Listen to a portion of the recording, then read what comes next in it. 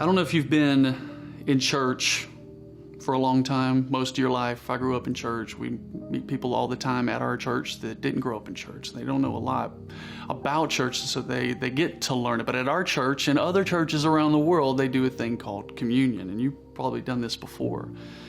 But communion is a renewed version of something that happened long ago. And if you go back into the Old Testament and you read in the book of Exodus, you will find that there was a moment in history that called the Passover.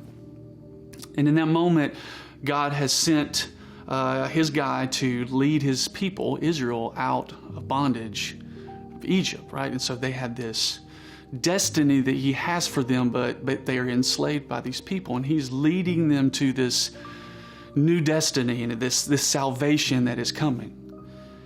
And some of it took place by, the parting of the waters, and they walk through that and then leads them into the wilderness and eventually the promised land. But before all that, as he dropped some plagues on the people and enslaving them, there was a moment where he told them all, put the blood of the lamb over the door, and this next plague, which is going to kill people, is going to pass over you.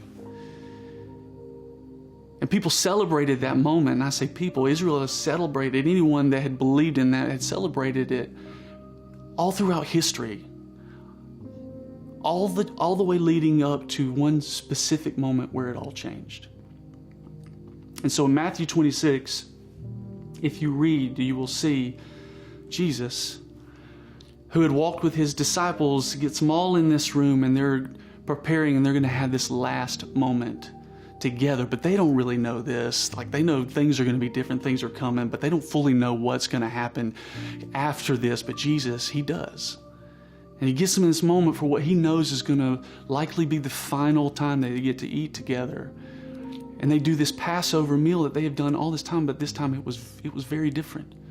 The festival, the festivities, all this stuff was going to be very different. So they're sitting in a room, and I can imagine the intensity. And if you know the story of Jesus being crucified and resurrected and died, all of that started with him having to die first. And you can imagine the intensity in his mind of knowing what is coming. You even read later that he's praying with this intense prayer in the Garden of Gethsemane.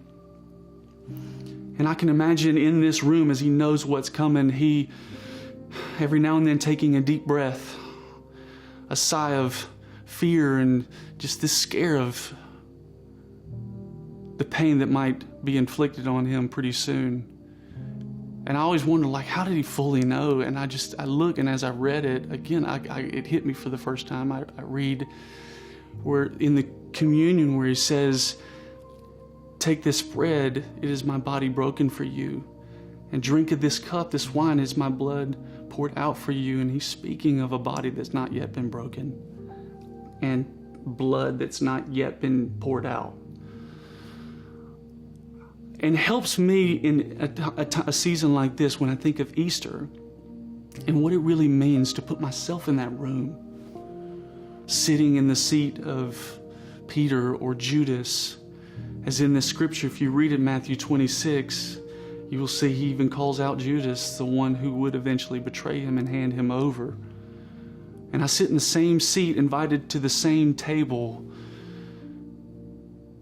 Each year I take myself to that spot, and it just reminds me of the gravity of what actually happened. And so what I would offer you today, invite you to today and this week, leading up to Easter, was that you would put yourself in that seat.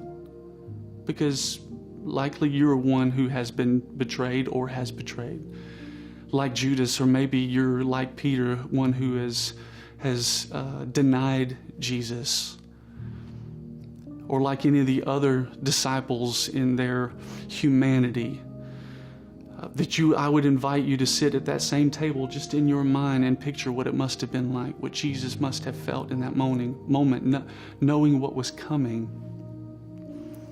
And then maybe the resurrection, Easter, the risen King, maybe the whole vision of that, the perspective that might change for you today. Maybe today would be the day of your salvation, where Israel was looking for theirs, and in that moment you see Jesus is the salvation they finally find. And maybe you're looking for that today. Maybe you've already found it and it's renewed for you today. Either way, I invite you to that room, to that table, and to that moment.